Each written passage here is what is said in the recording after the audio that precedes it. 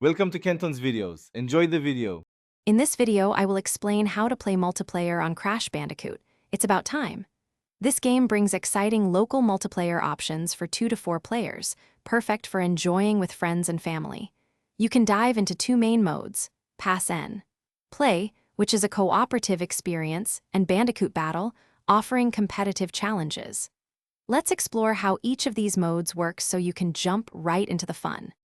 Pass N, Play is a fantastic cooperative mode where up to 4 players share one controller. You'll take turns navigating through the game's main story levels. The controller passes to the next player either when you reach a checkpoint or if your character is defeated.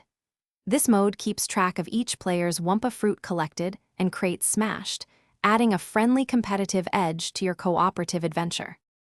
For those seeking a competitive thrill, Bandicoot Battle is your go-to mode, supporting 2 to 4 local players. It features 2 exciting submodes.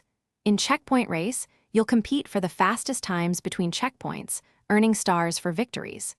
Crate Combo challenges you to smash as many crates as possible, building multipliers for higher scores.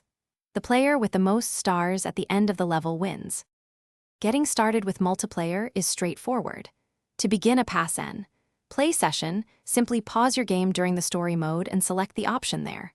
For Bandicoot Battle, head to the main menu and choose it directly. Remember, all these exciting multiplayer experiences are designed for local play, meaning everyone gathers around one screen. Grab your controllers and get ready for some awesome Crash Bandicoot action. Thanks for watching. Consider subscribing if we helped you.